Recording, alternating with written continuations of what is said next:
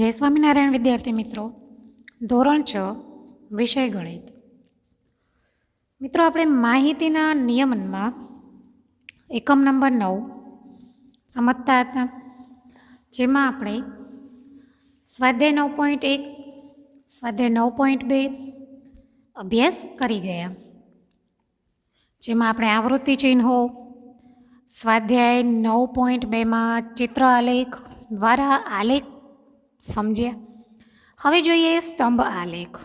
સ્તંભ આલેખ એટલે શું? તો ચિત્રલેખની મદદથી માહિતીની રજૂઆત મુશ્કેલ છે. આપણે જાણીએ છીએ કે તમે ચિત્રલેખ દોરવો પડે છે, બહુ મુશ્કેલ હતું. ઘણીવાર એક ચિત્રથી શક્ય ન પણ બને. તો મિત્રો, જે ચિત્ર આલેખથી આપણને માહિતીની રજૂઆત મુશ્કેલ હતી અને વધારે સમય પણ લાગતો હતો, એમાં જ્યારે ચિત્રલેખ કરતાં પણ વધારે સારી અને સરળ રીત તો કે સ્તંભ આલેખ છે, જેમાં સરળતાથી એની માહિતી મળી જાય છે અને એને આપણે સરળતાથી લખી શકીએ છીએ. તો ચિત્રલેખની મદદથી માહિતીની રજૂઆત મુશ્કેલ છે અને તેના માટે વધારે સમય લાગે છે. તેથી ચિત્રલેખ કરતાં પણ સ્તંભ આલેખ વધારે સારી રીત છે કે જે આપણે સરળતાથી એને સમજી શકીએ છીએ.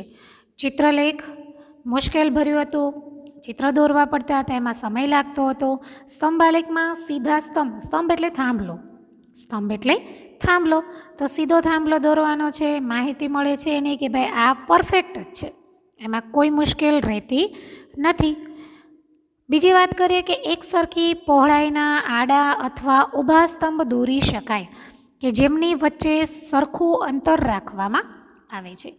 એક જ સરખી પહોળાઈના આડા અને ઊભા સ્તંભ દોરી શકાય જેમની વચ્ચે સરખું અંતર રાખવામાં આવે છે. આ પ્રકારે દોરવામાં આવેલા પ્રત્યેક સ્તંભની લંબાઈ આપવામાં આવેલી સંખ્યાનું નિરૂપણ કરે છે. માહિતીને રજૂ કરતી આ રીતને સ્તંભ આલેખ કહે છે. ફરી એકવાર, એક સરખી પહોળાઈના આડા અથવા ઊભા સ્તંભ દોરી શકાય કે જેમની વચ્ચે સરખું અંતર રાખવામાં આવે છે. બીજી વાત કરી તો કે સરખા અંતરની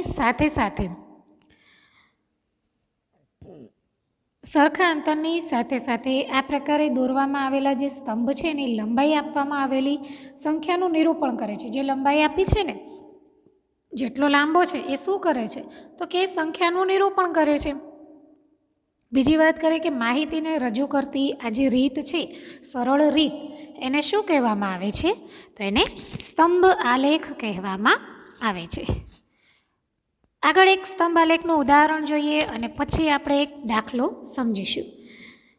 આલેખનું અવલોકન કરીને જ સોમવારથી શનિવાર સુધીમાં તૈયાર વસ્ત્રની દુકાનમાંથી વેચાયેલા શર્ટ દર્શાવ્યા છે. તમે અહીંયા જુઓ છો કે સરળ રીતે તમને સ્તંભ આલેખ આપેલો છે. અહીંયા આલેખ આ રીતે હતો, એને મેં થોડો ત્રાસો કરીને બતાવ્યો છે. એના પછી આપણે સ્વાધ્યાય 9.3 સમજીશું. તો જોઈએ આપણે, પહેલું છે વાય અક્ષ અને એક્સ અક્ષ. તો અહીંયા અક્ષ દોરેલા છે મિત્રો, એને આપણે સમજવાના છે.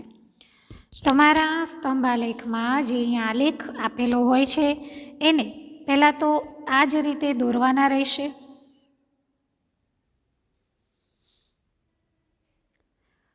આલેખ આ રીતે દોરવાનો છે. આલેખ શું છે તો કે આલેખ સરળતાથી આપણને માહિતી મળી શકે છે. તો તમારે એને આ રીતે સ્કેલની મદદથી તમારા બુકમાં તમે સ્વાધ્યાય પોથી ઓપન કરશો ત્યારે એમાં આપેલું છે ને દરેક વિદ્યાર્થી મિત્રોએ મારી સાથે જ સ્વાધ્યાય પોથી ઓપન કરવાની છે અને એમાં કાર્ય કરવાનું રહેશે. તો જોવો જોઈએ, આ રીતે તમારા કોઈ પણ બુકમાં આલેખનું આ જે પોસ્ટર છે ને એ આપેલું છે ખાલી, એમાં તમારે આ જ રીતે દોરવાનો રહેશે. પહેલાં વાય અક્ષ દોરવાનો છે અને એક્સ અક્ષ દોરવાનો છે. હવે અહીંયા સોમવારથી શનિવાર અહીં દોરેલા આપ્યા છે, અહીંયા માપ આપેલું છે. પહેલો પ્રશ્ન છે, ઉપરનો લંબ આલેખ કઈ રીતે આપેલ છે? તો ઉપરનો લંબ આલેખ સોમવારથી શનિવાર સુધીમાં વેચાયેલા શર્ટની સંખ્યાની માહિતી આપી છે. તમે જુઓ છો, ખરેખર આ જે માહિતી છે ને, આ માહિતી અહીંયા લખવાની છે અને આ માહિતી અહીંયા લખવાની છે, પરંતુ વધારે માહિતી હોવાને કારણે એને ઉલટાવી દીધેલો છે. તો ઉપરનો જે લંબ આલેખ સોમવારથી શનિવાર સુધીના શર્ટની સંખ્યા, તમને આવા પ્રશ્નો આપ્યા હશે, પ્રશ્નોના જવાબ તમારે લખવાના છે. બીજો પ્રશ્ન એવો છે કે ભાઈ શર્ટની સંખ્યા દર્શાવવા માટે આડી હરોળ પર કયું પ્રમાણમાં પસંદ કરે છે? તો કે 1 સેમી લંબાઈ 5 શર્ટ પ્રમાણ કરે છે. તમે જુઓ છો ને, આ જે સંખ્યા છે, નાના નાના ખાના આપ્યા છે, એ 1 સેમીનું માપ છે, જે 5 શર્ટ બસ 1 સેમી જે ખાનું છે એટલે કે 5 શર્ટ એમાં આવી જાય. એટલે 2 ખાના હોય તો 10, 3 ખાના હોય તો 15, એ રીતે આગળ માપ લેવાનું છે. હવે વાત કરી કે ભાઈ કયા દિવસે સૌથી વધારે શર્ટનું વેચાણ થયું હતું? તો તમે જોઈ શકો છો કે ભાઈ શનિવાર છે, તો એ દિવસે સૌથી વધારે શર્ટનું વેચાણ થયું છે. આગળ વાત, કયા દિવસે સૌથી ઓછા સંખ્યામાં શર્ટ વેચાણા છે? તો તમે જુઓ, મંગળવારે સૌથી ઓછી સંખ્યામાં શર્ટ વેચાણા છે. એ જ રીતે આગળ છે, ગુરુવારે કેટલા શર્ટ વેચાણા? તો એ આપણે પરફેક્ટ માપ અહીંયા આંકડા દ્વારા મળી શકે છે કે ભાઈ 35 શર્ટ વેચાણા છે.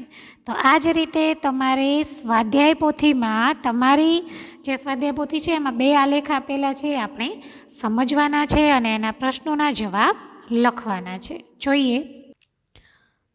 જોઈએ વિદ્યાર્થી મિત્રો, સ્વાધ્યાય 9.3 દાખલા નંબર છે 1998 થી 2002 દરમિયાન સરકારે ખરીદેલ ઘઉંનો જથ્થો દર્શાવતો લંબ આલેખ નીચે આપેલો છે. તમને અહીંયા આલેખ દોરેલો આપ્યો છે, તમે જોઈ શકો છો, છે ને મિત્રો? હવે આ આલેખ શું કહે છે જુઓ. તો મેં તમને આગળ વાત કરી કે આ જે માપ છે એ 1 સેમીનું માપ છે.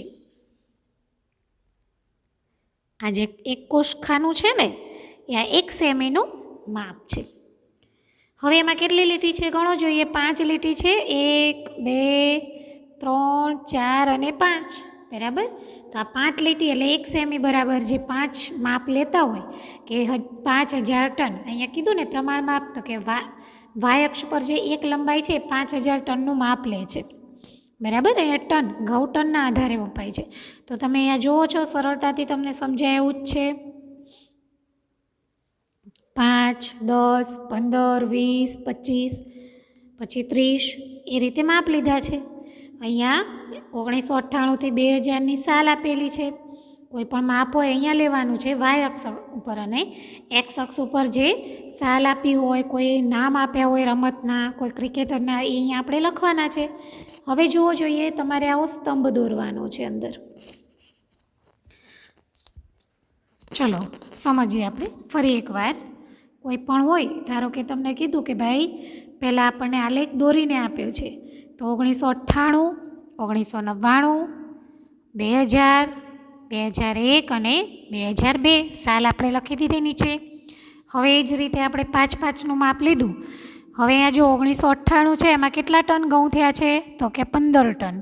તો 15 સુધી દોરેલું છે, તમને દોરીને આપ્યું છે. ન આપ્યું એને લખ્યું હોય કે ભાઈ 1998માં 15 ટન, તો તમારે શું કરવાનું છે? તો જે 15નું ચિહ્ન છે તે આ રીતે દોરવાનું છે અને પછી પેન્સિલથી થોડું આમ ડાર્ક કરી દેવાનું, એટલે આપણો એક આલેખ તૈયાર થઈ જાય છે. એ જ રીતે 1999 છે, તો કે 1999માં તો કે કેટલા ટન છે? 25 ટન. તો તમારે એને આ જ રીતે દોરવાનું છે સ્કેલની મદદથી, અને તમારે ડાર્ક કરી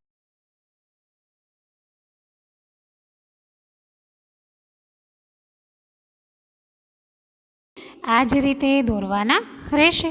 હવે કેટલાક પ્રશ્નો આપ્યા છે એના આધારે, તો એ પ્રશ્નોને આપણે સમજીએ. પહેલો પ્રશ્ન છે, લંબ આલેખ વાંચી તમારા અવલોકન લખો કે કયા વર્ષમાં ઘઉંનું ઉત્પાદન સૌથી વધુ હતું. તો જુઓ તમે આલેખ સરળતાથી જુઓ. પહેલું છે 1998, તો કે 1998માં તો ઘઉંનું ઉત્પાદન એટલું છે નહીં. કેમ? તો કે ઘઉંનું ઉત્પાદન 1998માં 15 ટન છે. હવે વાત કરીએ 1999. 1999માં કેટલું ટન છે? તો 1999માં 25 ટન છે ઘઉંનું ઉત્પાદન. એ જ રીતે આગળ જોઈએ 2000ની સાલમાં. 2000ની સાલમાં કેટલું છે? 20 ટન છે. 2001માં તો કે 2001માં પણ બે સરખું જ છે. 2000 અને 2001ની સાલમાં ઘઉંનું ઉત્પાદન સરખું, જે વેચાણ થયું હતું, જથ્થો જે હતો એ સરખો જ છે, 20 ટન. હવે વાત કરીએ 2002. તો સૌથી વધારે 30 ટન જેટલો ઘઉંનો જથ્થો 2002માં થયો હતો. બરાબર, દર્શાવવામાં આવેલો છે. તો આપણે લખવાનું છે ઘઉંનું ઉત્પાદન સૌથી વધુ હતું. ક્યારે હતું? તો કે વર્ષ 2002માં. વર્ષ 2002માં ઘઉંનું ઉત્પાદન સૌથી વધુ હતું. તો આપણે લખ્યું કે ભાઈ વર્ષ 2002માં ઘઉંનું ઉત્પાદન સૌથી વધુ હતું. હવે વાત કરીએ ઘઉંનું ઉત્પાદન સૌથી ઓછું ક્યારે હતું? તો વર્ષ 1998માં ઘઉંનું ઉત્પાદન સૌથી ઓછું હતું. વર્ષ 1998માં ઘઉંનું ઉત્પાદન સૌથી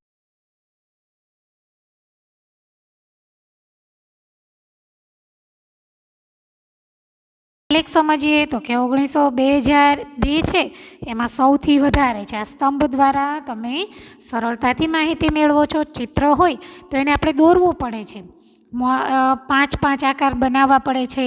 તમે જોયું ને કે ભાઈ આમ કરીને આપણે પહેલાં 1, પછી 2, 3, 4 અને 5, આ બહુ અઘરું પડતું હતું. પરંતુ જે સ્તંભ આલેખ છે તો એને આપણે સરળતાથી દોરી શકીએ છીએ. તો જુઓ, સૌથી ઓછું, સૌથી વધારે તો કે 2002માં, સૌથી ઓછું 1998માં. સ્તંભ જોઈને સરળતાથી આપણે લખી શકીએ છીએ.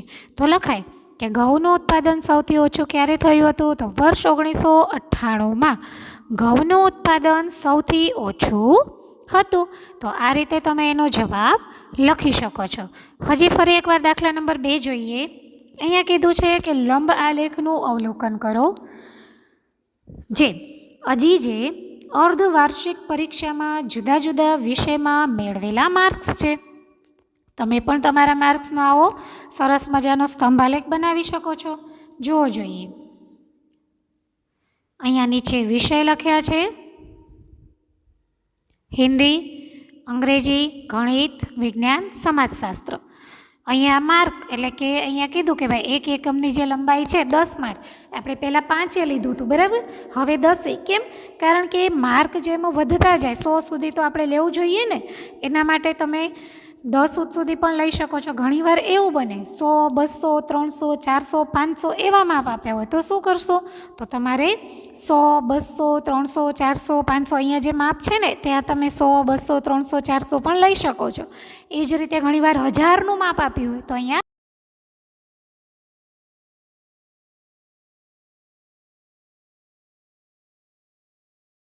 થશે. તો ચાલો જોઈએ, અહીંયા તમને વિષય આપે છે. તો અજીજ છે, હિન્દીમાં કેટલા માર્ક્સ છે? એને 80 માર્ક છે. તો જો 80નો સ્તંભ છે. હવે અંગ્રેજીમાં 60, ગણિતમાં 70, વિજ્ઞાનમાં 50 અને સમાજશાસ્ત્રમાં 40 છે. તો તમે સ્તંભ જે છે એના દ્વારા એના પ્રશ્નોના જવાબ આપી શકીએ છીએ. તો ચાલો જોઈએ આપણે સ્તંભના આધારે પ્રશ્નોના જવાબ. પહેલો પ્રશ્ન છે, લંબ આલેખ કઈ માહિતી આપે છે? ચલો, પહેલો જ પ્રશ્ન છે કે ભાઈ લંબ આલેખ છે એ કઈ માહિતી આપે છે? તો આપેલ લંબ આલેખ અજીઝે અર્ધવાર્ષિક પરીક્ષામાં જુદા જુદા વિષયમાં મેળવેલ માર્ક્સની માહિતી આપે છે. જે લંબ આલેખ છે કઈ માહિતી આપે છે? તો આપેલ લંબ આલેખ અઝીઝે જે અર્ધવાર્ષિક પરીક્ષા જે ગઈ એમાં જે જુદા જુદા વિષયમાં માર્ક્સ મેળવ્યા છે એની માહિતી આપે છે. તમે સરળતાથી માહિતી પણ સમજી શકો છો. બીજો પ્રશ્ન છે, અઝીઝે સૌથી વધુ માર્ક્સ મેળવ્યા છે તે વિષય લખો. તો જુઓ જોઈએ, તમારે અહીંયા જોવાનું છે કે ભાઈ સૌથી વધારે કયા વિષયમાં માર્ક્સ છે. તો જુઓ મિત્રો, સમાજશાસ્ત્ર 40, વિજ્ઞાન 50, ગણિતમાં 70, અંગ્રેજીમાં 60 અને સૌથી વધારે હિન્દીમાં છે. કેટલા છે? 80 માર્ક છે. તો આપણે જવાબમાં લખીશું કે ભાઈ અઝીઝે સૌથી વધારે માર્ક્સ હિન્દી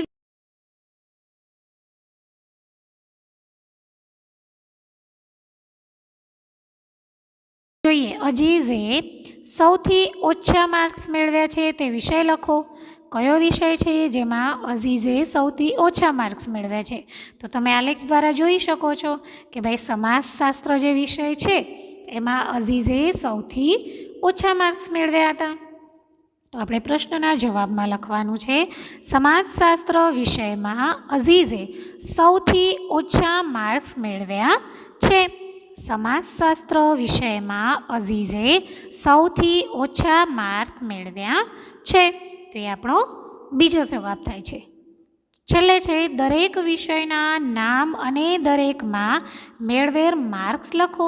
તો તમારે બધા વિષયના માર્ક લખવાના છે. તો આપણે આગળ આલેખમાં સમજ્યા હતા કે હિન્દીમાં કેટલા હતા? 80, અંગ્રેજીમાં 60, ગણિતમાં 70, વિજ્ઞાન 50 અને સમાજશાસ્ત્રમાં 40. તો આજે જે મેં કરાવ્યું છે એ સ્વાધ્યાય પોથીમાં તમારે બધાએ મારી સાથે રહીને પૂર્ણ કરવાનું રહેશે અને આલેખ દોરતા શીખવાનો છે. રફ નોટમાં તમે દોરી શકો છો જેથી તમને સરળતાથી આલેખ સમજાઈ જાય. જય સ્વામિનારાયણ મિત્રો.